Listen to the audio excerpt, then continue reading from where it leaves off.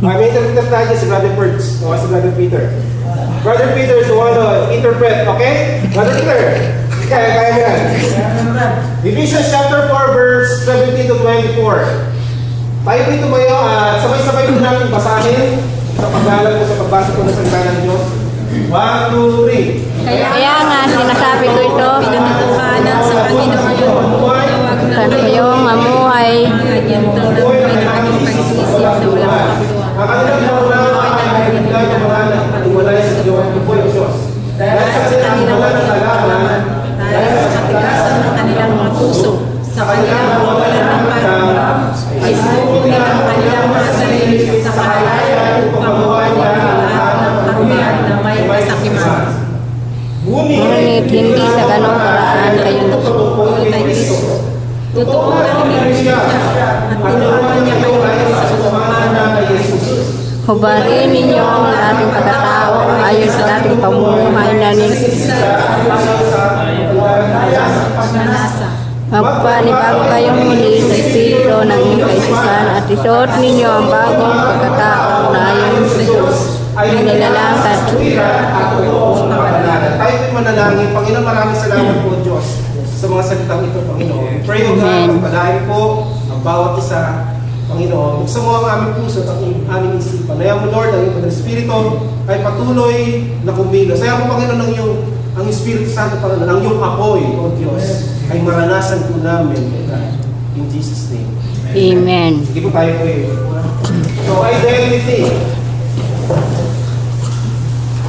Yan po yung title po natin na tatalakayan about identity. So, who am I?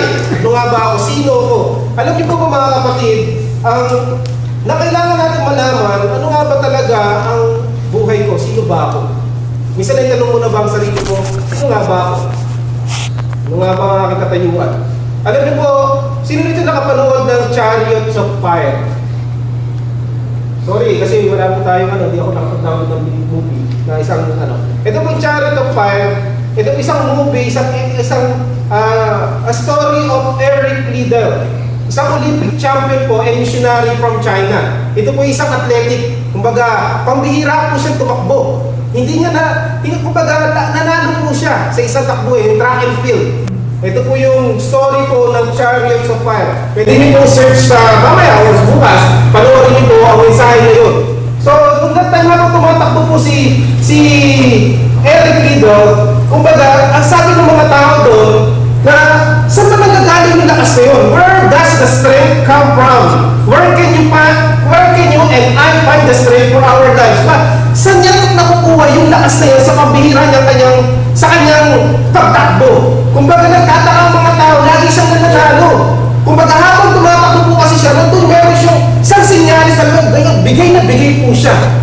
At nagtataka ang mga tao, saan nga ba ito yung nanggagaling yung lakas niya? Kasi itong Olympic champion na ito ang attitude niya po is laging positibo. Amen. May lagi siyang positibo sa kanyang pananaw. Na alam niya, yung lakas na nanggagaling sa kanya, hindi sa kanya lamang, kundi ito yung nanggagaling sa Panginoon. Amen. Kumbaga yung ginagawa niya, yung kanyang pagkapanalo, nanggaling ito sa Panginoon. Kaya lahat ng kanyang pagkapanalo, lahat ng inaano niya, sabi, ito inuunol ko para kay God. Amen. Kaya sabi ng Ephesians chapter 3, verse 16 to 19, ito ay upang ayon sa kayamanan ng kanyang kaluwalhatian, ay palalakasin niya kayo ng may kapangyarihan sa inyong Panginoon sa pagkatao sa pamamagitan ng kanyang Espiritu. Ito ay upang si Kristo ay manahan sa inyong mga puso sa pamamagitan ng pananampalataya. Upang kayo na nag-uugat at nagtatatag sa pag-ibig ay lubos na nakaunawa kasama ng mga banal, kung ano ang lawak, ang haba, ang lalim at ang taas ng pag-ibig ni Kristo, nang sa gayon kayo ay lubos na nakaunawa ng pag-ibig ni Kristo na nakakahigit sa kalaban at upang kayo ay mapuspos ng lahat ng kapuspusan ng Diyos. Sabi nito, hindi ko babasahin ko po,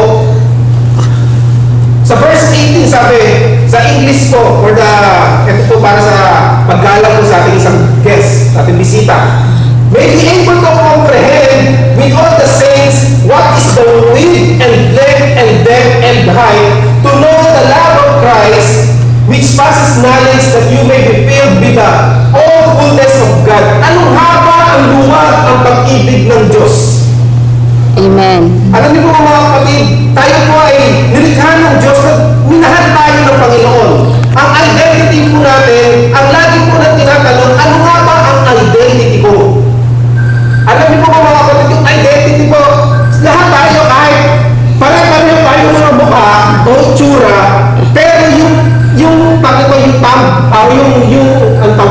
Fingerprint ay hindi pare-pareho. Amen. Di ba? Kapag hindi ka marunong sumulat, kahit mag-thumb ka na lang, pirmado na yan.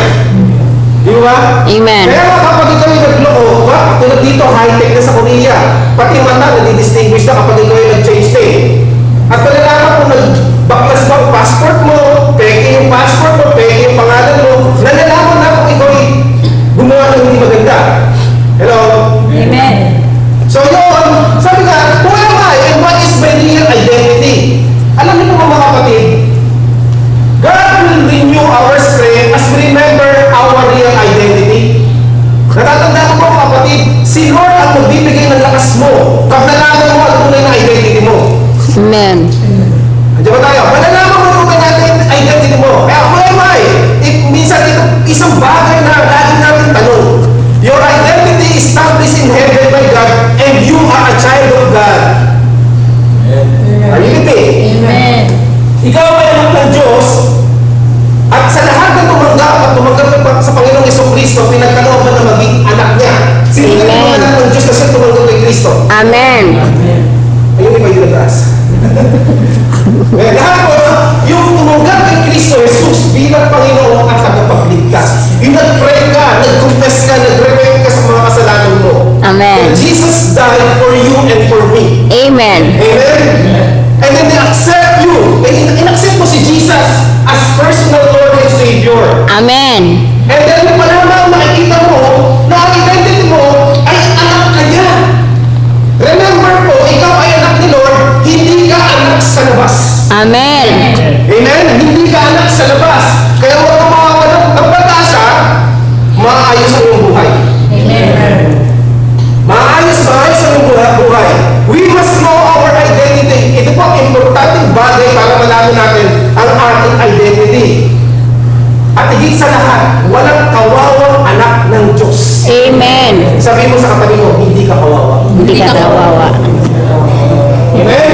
Kaya minsan mo sa sabi, pag nandun ka na sa tabi, ako na naman. Bakit pinupulong na ako ng problema? Bakit ganito? Hindi ka kawawa, kapatid. Ikaw ay anak ng Lord. Amen? Bakit ito na naman? Bumalik na naman. Walang nangyayari sa buhay ko. Hindi po ganun. Ang isang anak ng Diyos, lagi kang matipulog. Malakas ka, matakad ka. Hindi ka nandulupay-pay. Are you with me? Amen. Kapag hindi ka, pag lagi ka nandulupay-pay, kaya mo kang anak. No? Kaya mo kang anak. Yun lang. Kaya nga kapatid, hindi ka anak sa labas. May new identity. May new identity in Christ. I am chosen by God. Ephesians chapter 1, verse 4. Sabi rito, just He chose us in Him before the foundation of the world, that we should be holy and without blame before Him in love. God created humans to have unique characteristic with a purpose. Amen. Nilikha ka ng Diyos with purpose. Amen? May layunin si Lord sa tayo. We design and dinesign mo ka ng Lord na hindi basta-basta kasi salamat sa Lord dahil ang ilong mo matangos. Hindi sa'yo. Hindi sa'yo.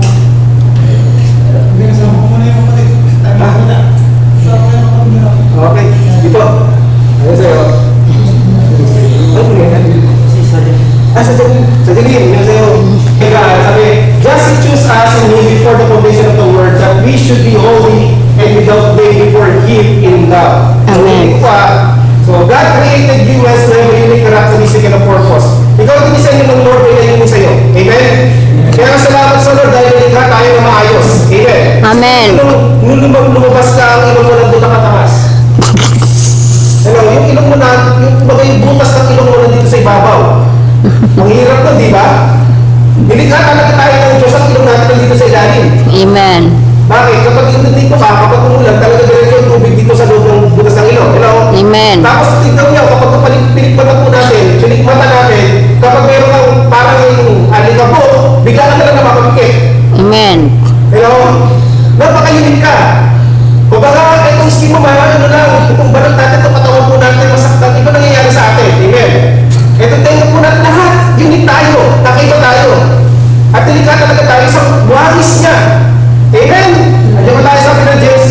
26. Sabi ko, sinabi ng Diyos, dalangin natin ng tao sa ating larawan.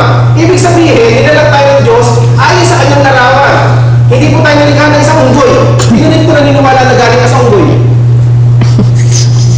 Tama ba ito? Amen. So, di ba? Yung sa Darwin's theory, ibig sabihin ng Darwin's theory, di ba? Yung tayo ay galing sa, sa unggoy. Sino rin yung lolo mo unggoy? Lolo natin unggoy. Hello? Diyan tayo. Di ba wala? Tao? Yung mga lolo, unggoy ba? Hindi. So, ibig sabihin namin ni Lord, at sinabi ng Diyos, alamin natin ang tao sa ating larawan. Ibig sabihin, kawangis niya.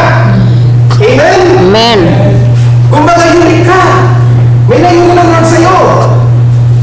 Kaya ako sabihin na ikaw ito kasi buong tanda mo kapatid. Sabi, I am fearfully and wonderfully made. Psalms 139 verse 13-14. For you created by my inmost being, you knit me together in my mother's womb. I praise you because I am fearfully and wonderfully Made. So, nilikha ka ng Lord. Amen? So, pasalamat tayo. Kahit ganyan ang itsura po natin, ganito ka tayo, magpasalamat tayo sa Lord. Ano ba tayo? Ikaw ang iniling ng Diyos, nilikha ka ng Panginoon, hinuhubis ka pala. Ikaw ay akin. Akin ka. Amen? Nung binigyan ka ng hininga, hindi pa ka lang, eto, hininga. Akin ka. So, I am fearfully and wonderfully Made. made. Unique ka, kapatid. Amen. Pinili ka ng Diyos para maging lingkod niya at paglingkuran siya. Amen. Kaya itong ginagawa po natin, nandito ka, isang uri ng paglilingkod sa Panginoon. Amen. At ang pagpupupo natin dito, pagdating ng Bible study, dahil ikaw ang pinili, ako pinili ng Lord, eto pagpunta natin na hindi nasasayang ito, nakareto dito kay Lord. Amen. Amen? Kung ito po mga kapatid, ang dito sa buhay ko at sa bundok ito, napaka-high-tech, pas high-tech sa langit. Nakikita ng Lord ang lahat ng galaw po natin. Amen? Sabi ng Jeremiah chapter 1 verse 5, bago kita inaiwan sa iyan, ay nakilala kita. Nakikilala kita. Nakilala bago ka lumabas sa bahay bata, ay pinapaging banal kita. Pinalal kita, kitang propeta sa mga bansa. Amen. Nilikha ka ng Diyos, tinawag ka ng Diyos. Sabi mo sa katabi mo, tinawag ka niya. Tinawag ka niya. Alam po natin si Jeremiah, tinawag po siya. Sabi niya, nagpanalo po sa saloob na sila po pag tinawag na siya para maging isang propeta. Amen. At ikaw ay hinuhulog pa lamang, tinawag ka niya para paglingkuran mo ang Panginoon. Kaya ang isang purpose at layunin ng Lord dito, hindi lamang isang magtrabaho po tayo. At may layunin ng Diyos para paglingkuran siya. Amen. Ikaw ay pinili. Sabi nga, nung pinupor mo pa lang ang mundong ito,